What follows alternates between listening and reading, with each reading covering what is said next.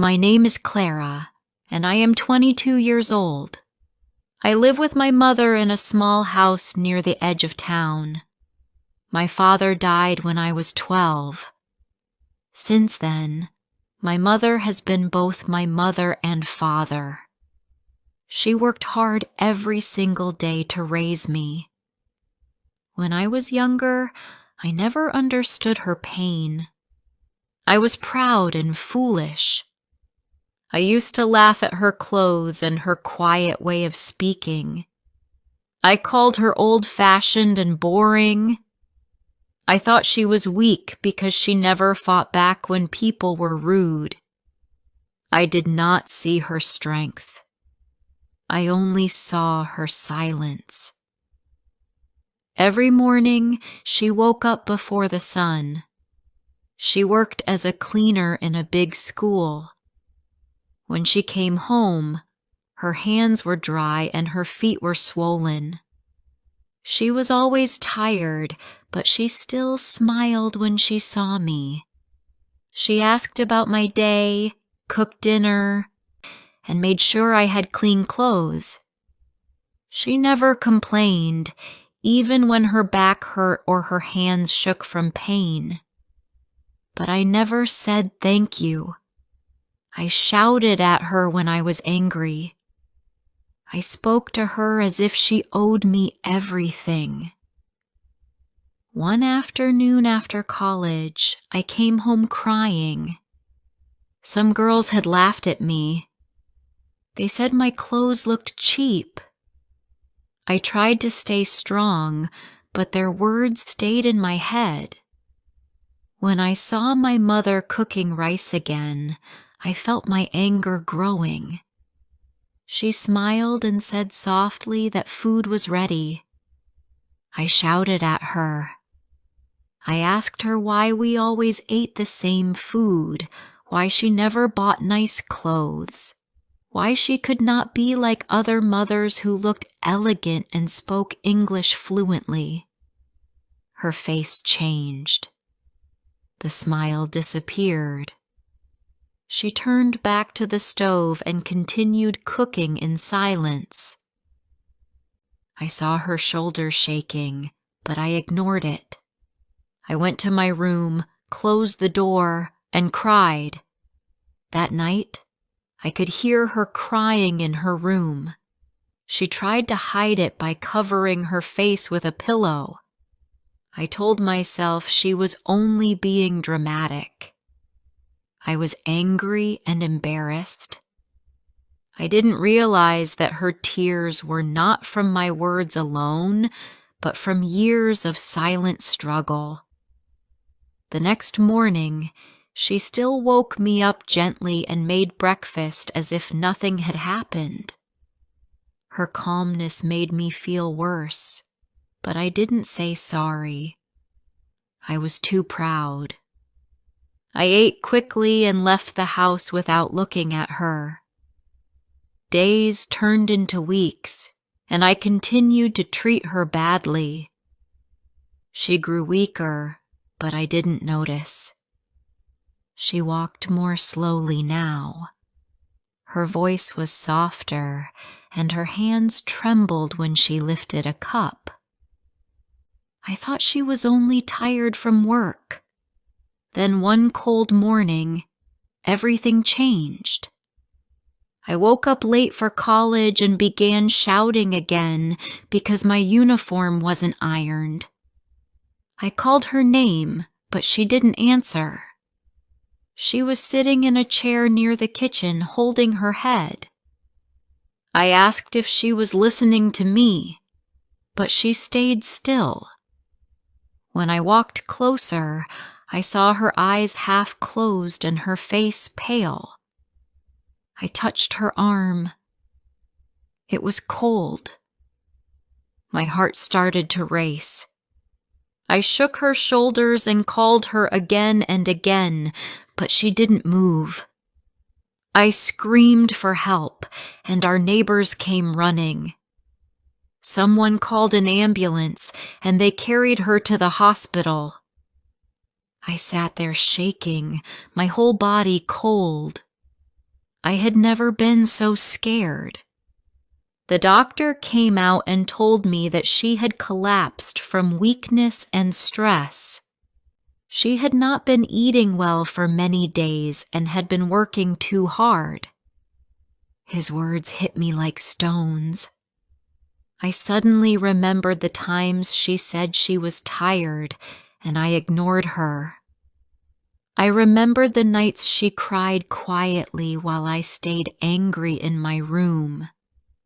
I felt my heart break. When I saw her in the hospital bed, I couldn't stop crying. Her face looked pale and thin.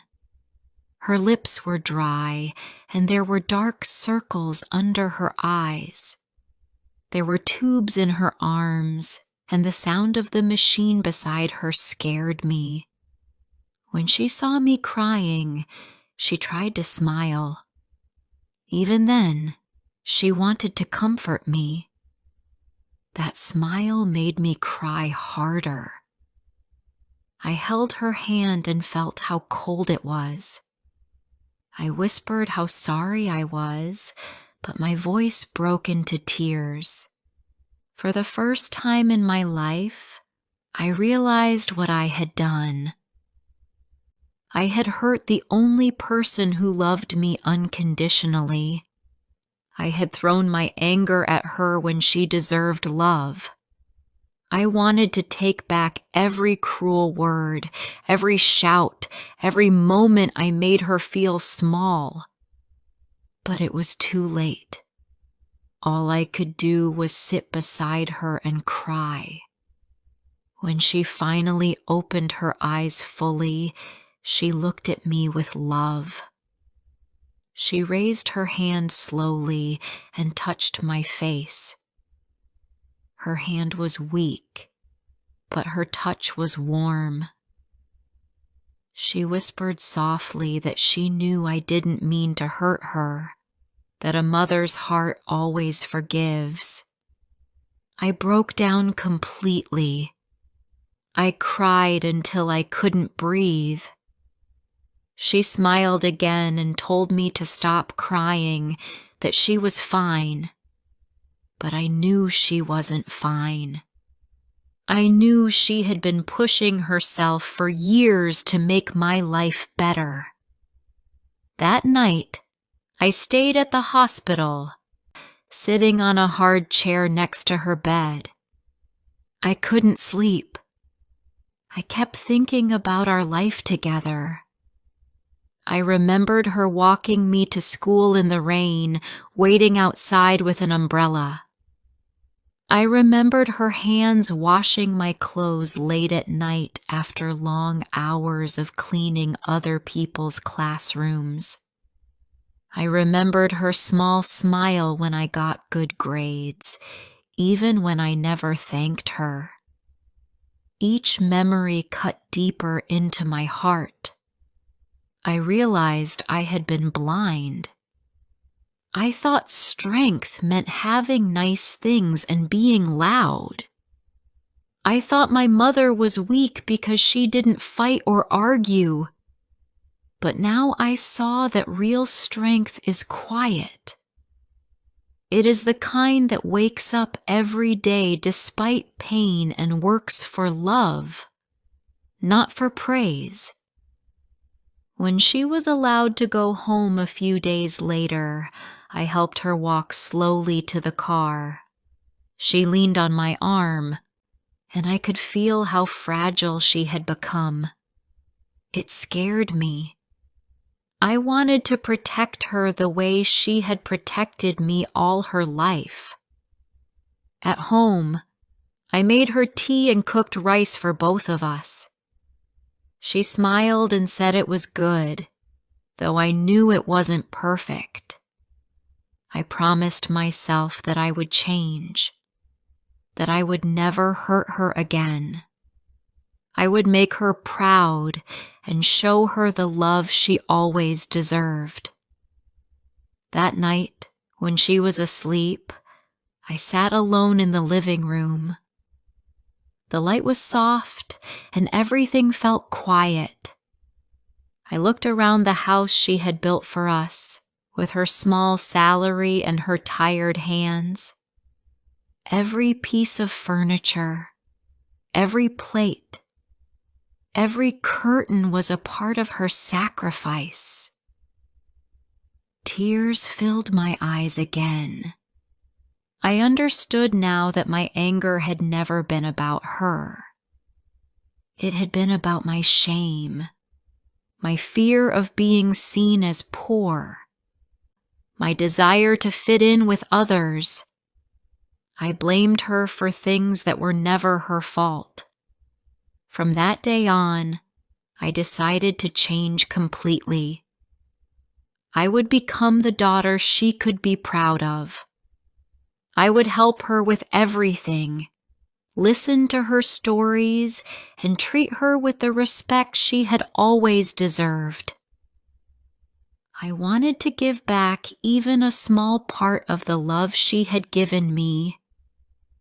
I didn't know how to begin, but I knew one thing clearly. I would never let my mother feel alone again. Before I continue with the story, please like, subscribe, share, and let me know in the comments where you are listening from. Your support means a lot. Now, let's continue. After my mother came home from the hospital, everything felt different. The house was the same, but my heart was not. I woke up early to make breakfast and clean the kitchen before she got out of bed. She tried to stop me, but I said it was my turn now. She smiled weakly and told me to sit beside her. I made her tea the way she liked it, with extra sugar and a little milk. She held the cup with both hands and looked at me for a long time without speaking. That look said more than any words could. In the beginning, she was still very weak. She moved slowly and needed help to stand up or walk around the house. I was afraid to leave her alone. Every small sound from her room made me run to check if she was all right. Sometimes I sat beside her while she slept and watched her breathe. Each breath felt like a gift. I remembered the doctor's words about stress and hunger, and I felt a sharp pain inside me. She had been starving herself so that I could eat well.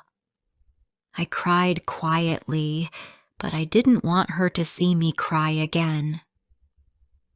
After a week, she started talking a little more.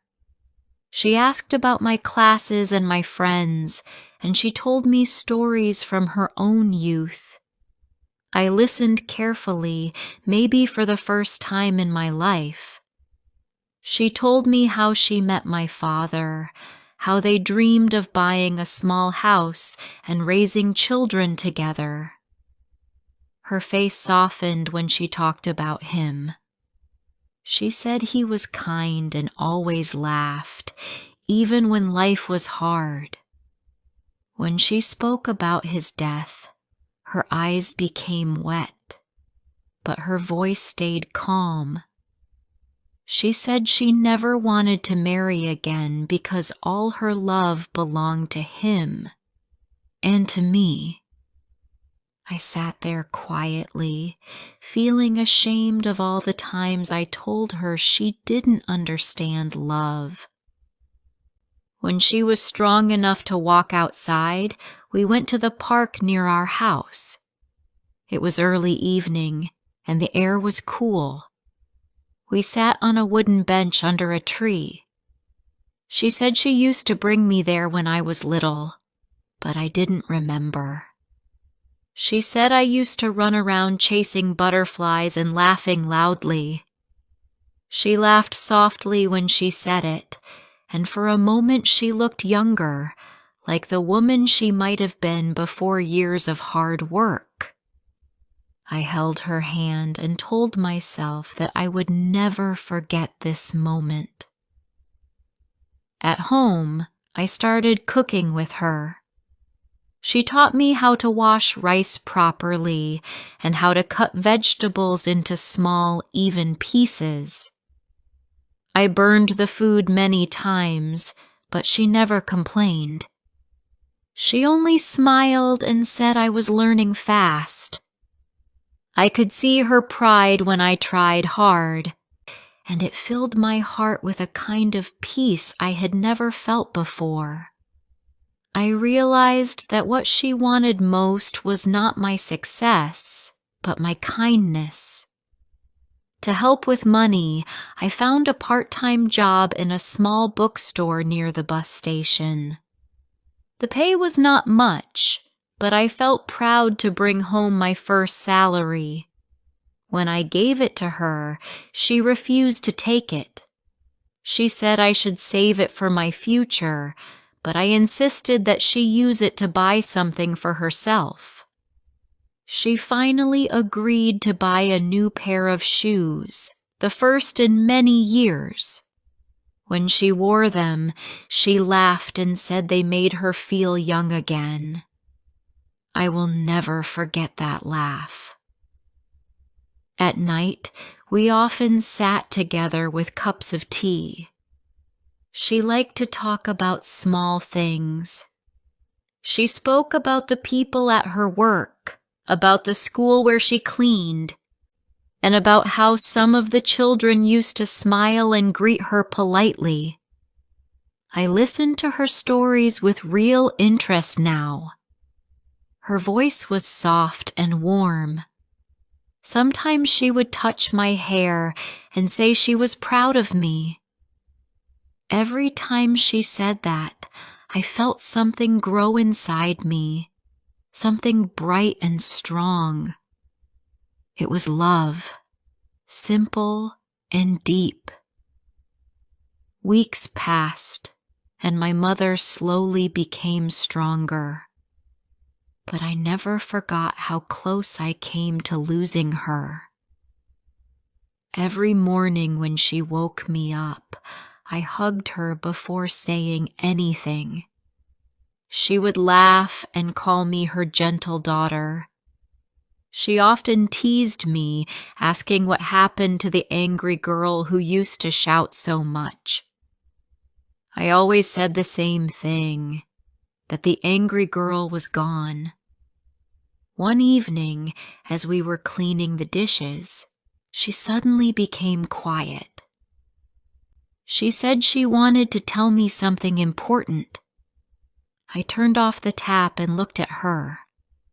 She told me she had been saving money for many years, little by little, to help me finish college. She said she didn't want me to work and study at the same time because she knew how hard that could be. I didn't know what to say. I had seen how tired she was after long hours at work, and now I knew she was also saving money for me all that time. I felt tears in my eyes. She told me not to cry and that mothers always do what they can for their children. I could not stop thinking about her words that night. I understood now that every sacrifice she made had one purpose: to give me a better life. She never asked for anything in return. She wanted me to study, to live freely, to be happy. I had been blind to all of this. I promised myself that I would work hard, not only for me, but for her. The next morning, I left early for my bookstore job. I decided to surprise her with something small but meaningful. With my next payment, I bought her a warm wool scarf. It was blue, her favorite color. When I gave it to her, she looked at it for a long time before speaking. Her eyes filled with tears, and she smiled in that gentle way that always touched my heart. She said it was beautiful and that she would wear it every day in winter. Seeing her happy was worth more than anything I could buy for myself. Over time, our house began to feel alive again. We cooked together, cleaned together, and sometimes just sat in silence, enjoying the peace between us. I felt like I was getting to know her for the first time. She wasn't just my mother. She was a person with dreams, fears, and memories.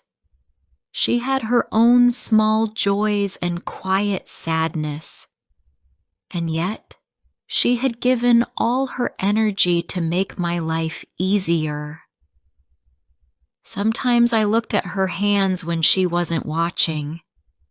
They were rough and covered with small scars from years of cleaning chemicals. But now, when I looked at those hands, I didn't feel shame or embarrassment. I felt pride. Those hands had built our life. Those hands had carried me through every stage of my childhood. They had comforted me when I cried and fed me when I was hungry. There were moments when I still felt guilty for the things I had said before. The words I shouted, the cruel looks I gave her, the times I made her cry. Those memories still hurt, but she never brought them up. She forgave me long before I forgave myself. She once told me that love is not about forgetting what happened, but about choosing kindness again every day. That evening, while I was reading my college book, she came and sat beside me. She looked at my notes and smiled. She said that when she was young, she wanted to study too, but her parents couldn't afford it. I asked her if she regretted anything, and she said no. She said her life was full because she had me. I couldn't speak after that. I just took her hand and held it tight. I wanted to tell her that she was my world, that I loved her more than anyone. But the words stayed inside me. Later that night, before going to bed, I walked quietly into her room. She was already asleep. I watched her for a few seconds, listening to her soft breathing. I whispered goodnight, even though she couldn't hear me. For the first time, I prayed silently that she would live a long, peaceful life. When I lay in bed, I thought about how much I had changed. I used to be angry and selfish. Now, I understood the meaning of patience, forgiveness, and love. I realized that my mother had been my greatest teacher all along, not through her words, but through her actions. I decided that from now on, every day would be a chance to make her proud, to give her back even a little of what she had given me. I didn't know what the future would bring, but I knew I would face it with her by my side, not against her. And that thought filled me with peace. Months passed, and life slowly became calm again. The fear that once filled our home faded away. My mother looked healthier and stronger. She walked around the house humming softly while cleaning or cooking. Sometimes she stood by the window for a long time, watching the street below.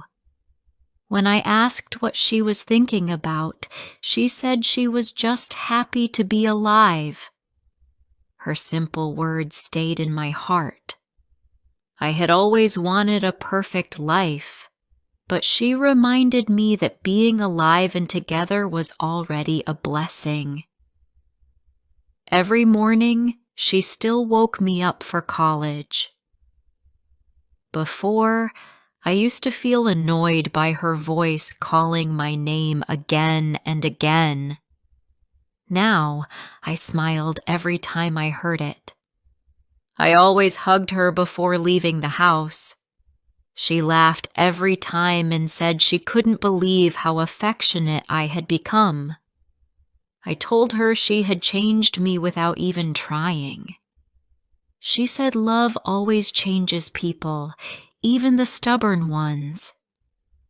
College felt different now, too. I still wore simple clothes, but I no longer cared what people thought. I walked with confidence because I carried my mother's strength inside me. When my friends talked about expensive things, I listened quietly and smiled. I didn't envy them anymore. I knew what real wealth was. It was having someone who loved me enough to sacrifice everything. After my classes, I worked for a few hours at the bookstore. I enjoyed the smell of paper and the quiet sound of turning pages. Sometimes I brought home small gifts for my mother, a flower, a new cup, or her favorite biscuits. She always smiled like a child receiving a surprise. Each smile made me realize that love doesn't need grand gestures.